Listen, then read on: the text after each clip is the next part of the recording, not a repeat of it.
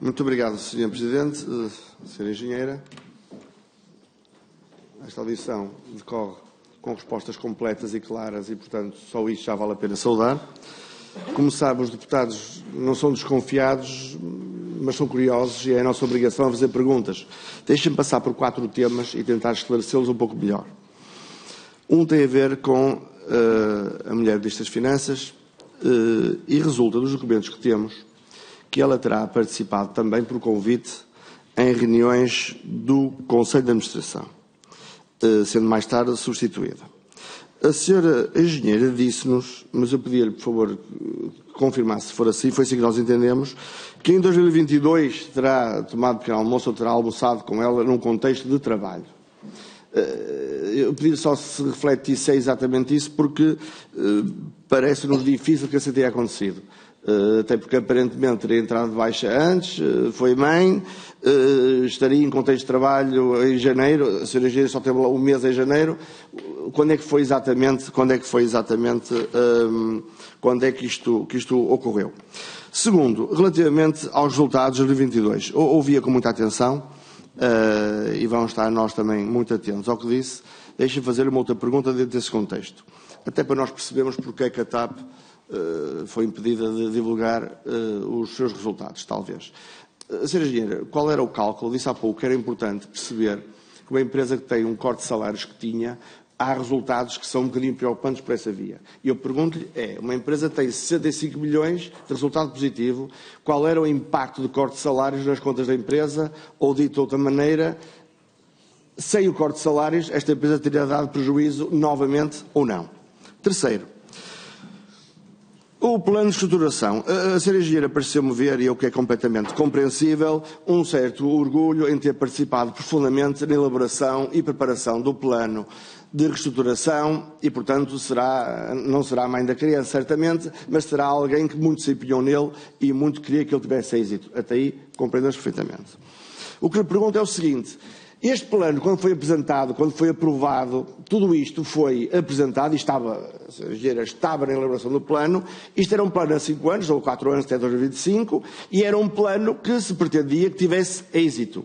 Alguma vez, quando estavam a apresentar o plano, recordo certamente daquele entusiasmo do Sr. Primeiro-Ministro, das caravelas, aquelas coisas que ele tinha, quando decidiu renacionalizar a TAP, que isto agora é dos portugueses, o Ministro das Infraestruturas dizia o povo é que paga, o povo é que manda, aquelas tiradas que eles tiveram.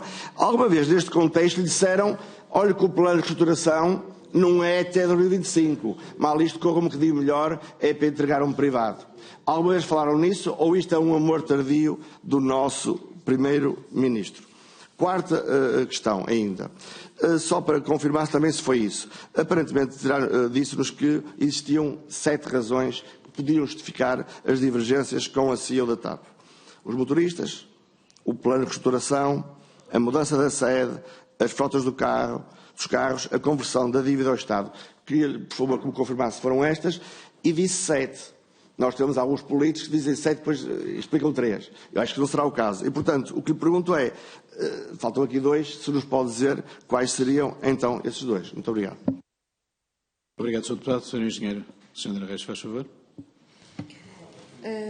Relativamente à questão sobre a doutora Stephanie Sá Silva, ela participava como convidada em algumas reuniões do Conselho de Administração, é normal que assim seja, da mesma forma que participavam outros diretores da Casa quando se tratavam de assuntos que eram da sua área de responsabilidade.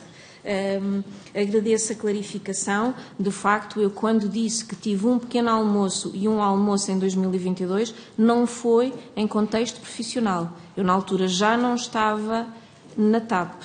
Tivemos um pequeno almoço numa lógica de manter um contacto regular, que terá acontecido algures no primeiro semestre, eu não lhe consigo dizer em que data, e o almoço terá sido no segundo semestre. Eu não tenho um contacto regular com a doutora Stephanie Sá Silva, são conversas normais que tenho com antigos colegas, empresas por onde já passei ou pessoas com as quais me encontro de alguma forma me encontrei em contexto profissional. Relativamente aos resultados de 2022 e à importância que os cortes salariais tiveram nos mesmos, certamente que são importantes. Os cortes salariais. Eu não estou na empresa atualmente e eu não lhe consigo precisar o número sobre o valor exato, o montante exato, sobre em que se traduzem esses cortes salariais. Eu aí sugiro que o melhor será, de facto, colocar a questão de forma muito objetiva à TAP, porque eu não tenho essa informação. No entanto, naturalmente, que serão várias dezenas de milhões de euros mas como digo, com a informação que tenho hoje não consigo quantificar. Sobre o plano de reestruturação e o êxito do mesmo. Não tive, durante a elaboração do plano de reestruturação, conversas, também não tinha por hábito tê-las, ou tenha conhecimento de alguma indicação ou instrução que tenha sido dada relativamente à privatização da empresa e sobre potenciais datas. É um tema sempre subjacente, mas nunca indicado. E quando digo subjacente, porque naturalmente que até mesmo Bruxelas colocava a questão.